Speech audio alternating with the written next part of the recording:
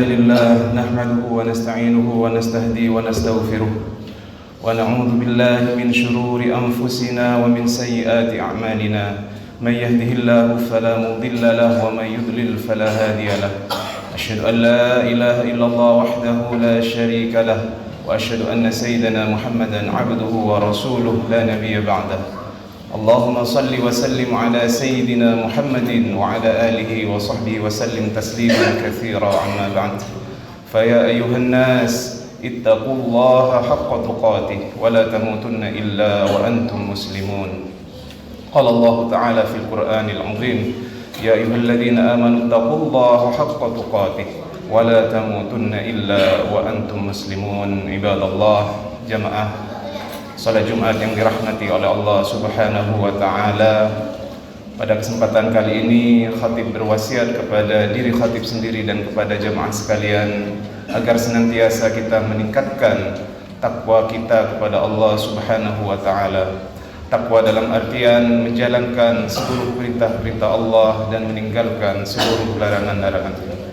Hadirin jemaah Jumat yang dirahmati oleh Allah Subhanahu wa taala.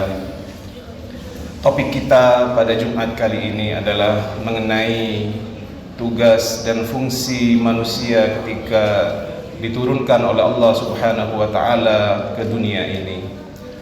Manusia siapapun dia tidak akan luput dari dua hal nikmat yang diberikan oleh Allah Subhanahu wa taala.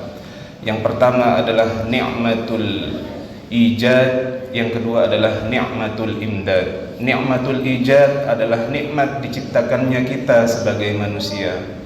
Tidak pernah kita meminta kepada Allah Subhanahu wa taala, tidak pernah kita meminta sebelumnya bahwasanya kita akan dilahirkan di dunia ini. Maka ini harus kita syukuri karena ketiadaan itu adalah sesuatu yang kemudian kita nilai sesuatu yang sangat-sangat buruk.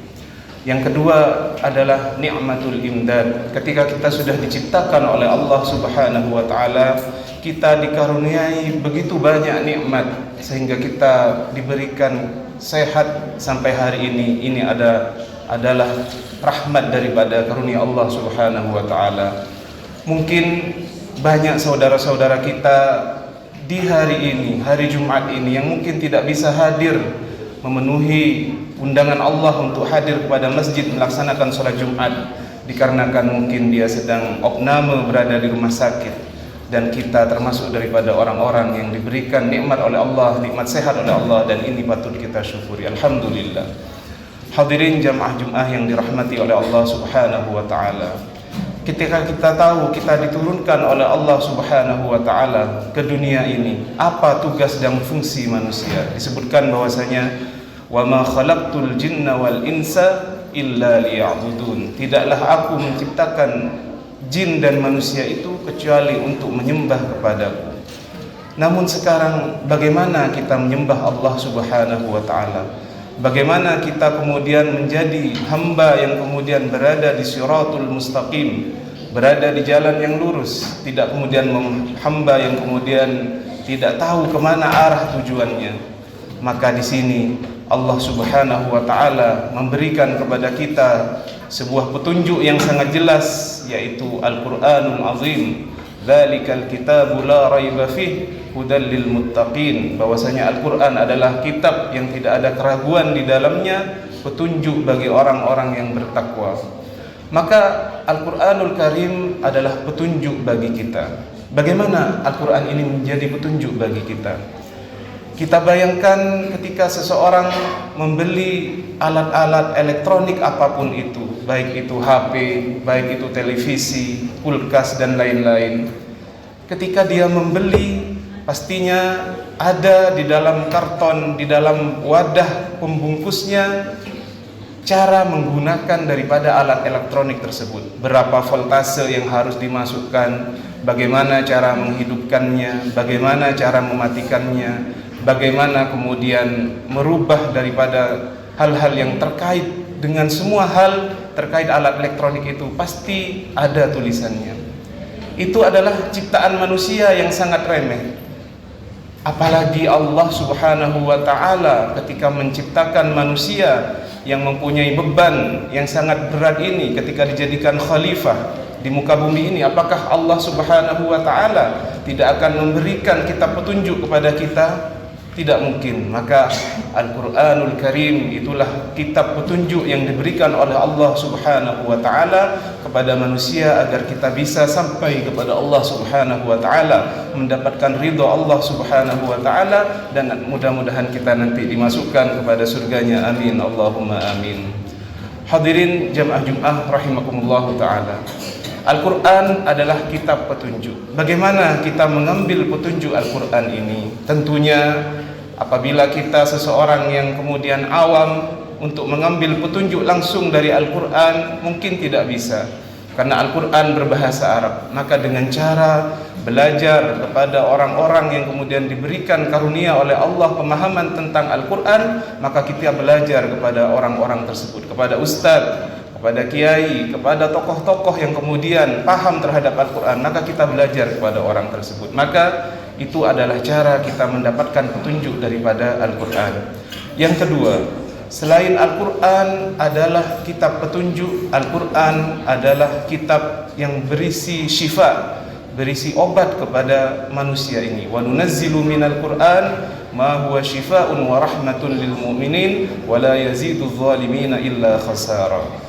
Dan kita turunkan daripada Al-Quran itu yang isinya adalah syifa, isinya adalah obat bagi orang-orang yang mukmin, dan tidaklah menambah Al-Quran itu kepada orang zalim kecuali kerugian. Maka terdapat syifa, terdapat penyembuh dalam Al-Quran. Maka orang-orang yang kemudian melazimi membaca Al-Quran, maka dia akan mendapatkan kesembuhan itu. Paling tidak dia akan mendapatkan dua hal. Yang pertama, orang yang melazimi membaca Al-Quran setiap hari, walaupun hanya satu halaman, dia akan diberikan ketenangan oleh Allah Subhanahu wa ta'ala. Firman Allah Subhanahu wa ta'ala, ala bidzikrillahi tatmainnul qulub. Sesungguhnya dengan menyebut Allah Subhanahu wa ta'ala, maka hati ini akan menjadi tenang. Dan ulama mengatakan di antara zikir yang paling afdal, zikir yang paling utama, walaupun banyak sekali zikir, kita mengucapkan subhanallah itu adalah zikir, kita mengucapkan la ilaha illallah itu adalah zikir, tapi ulama mengatakan zikir yang paling utama adalah ketika kita membaca Al-Quran. Maka ketika kita membaca Al-Quran, itulah hubungan kita yang sangat dekat dengan Allah Subhanahu wa ta'ala, sehingga hati kita menjadi tenang. Apa fungsi seseorang mendapatkan ketenangan dalam hidup ini? Kita tahu manusia selama hidup di dunia pastinya tidak pernah luput daripada masalah-masalah, problem-problem. Apakah dengan membaca Al-Quran problem itu akan hilang, langsung hilang seketika? Ketika kita ada masalah sekarang, kita baca Quran sekarang, problemnya akan hilang?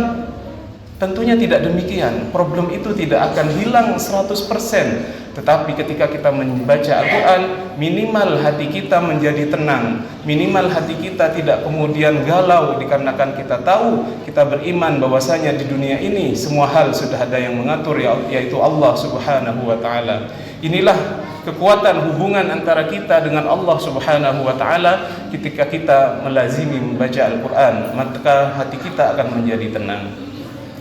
Yang kedua, ketika kita istiqomah membaca Al-Quran setiap hari, kita akan mendapatkan derajat yang tinggi di sisi Allah di surga nanti. Disebutkan dalam sebuah hadis, yuqalu li sahibil Quran iqra wartaqi warattil kama kunta turattilu fid dunya fa inna manzilatak inda akhiri ayatin taqra'uha. Iqra, ketika kita nanti sampai di surga, iqra, bacalah, disuruh baca Al-Quran. Wartaqi, dan naiklah. Warattil, dan bacalah tartil, kama kunta turattilu fid dunya, sebagaimana engkau membaca Al-Quran tartil itu di dunia.